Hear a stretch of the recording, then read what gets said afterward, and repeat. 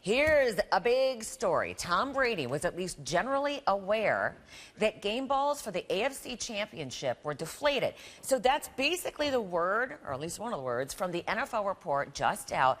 It blamed two of the team employees for responsibility for taking air out of the game balls. So one is a locker room attendant, the other's an equipment assistant. And they reportedly even texted about Brady becoming upset that game footballs were tight. They had too much air in them. Well, in another text, one of the guy referred to himself as the deflator.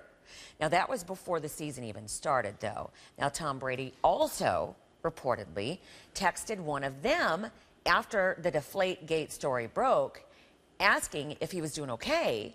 Brady told the investigators he had no knowledge of any tampering with the game balls. You know, Coy Wire is here, a former Atlanta Falcon player, also now a reporter, and he knows what's happening behind the scenes in football games here.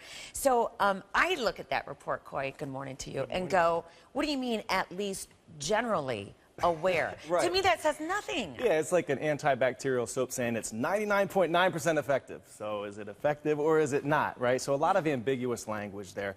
There are some smoking guns, though, in that 243-page report. And one of those, you know, the fact that Tom Brady hadn't spoken to John Yastrzemski for 6 months prior to the AFC title game. That's the he's the assistant? The assistant, the equipment assistant equipment manager. Hadn't spoken to him for over 6 months. But then the day after the AFC title game, they spoke twice for 25 minutes.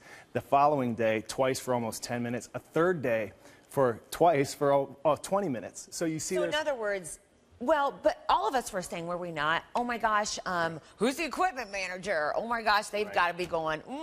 Yeah, no, absolutely. I mean, they're under the radar now. I mean, these guys are on the hot seat. They're probably going to end up losing their jobs. I mean, there's a lot at stake here. And the text those two, yeah, definitely. Yeah. The text messages may be the most incriminating. Absolutely. The text messages, the emails that they turned over, which Tom Brady did not.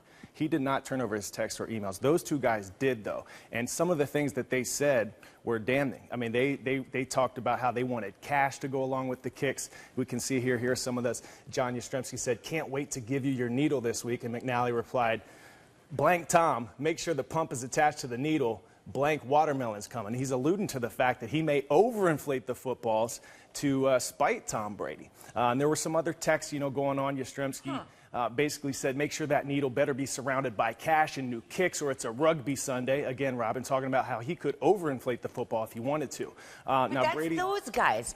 Is Tom Brady going to be punished? We don't know, right? Well, you have to look at the history of Roger Goodell. And he does not like liars. We know that to be a fact. He doesn't like when you blatantly lie about something that happened. So, in my opinion, if you look at the history of Goodell, I'm thinking that Tom Brady has to at least be suspended in this situation for next season. I'm thinking 4 games. We'll see. But I would imagine that Goodell is going to bring the hammer down, even though that they use that more probable than not ambiguous language. You have to look at this and think that Roger Goodell is going to say this is a second instance. And if he reads that 243-page report and sees that it's probable in his mind that they cheated as well, he's going to bring down the hammer.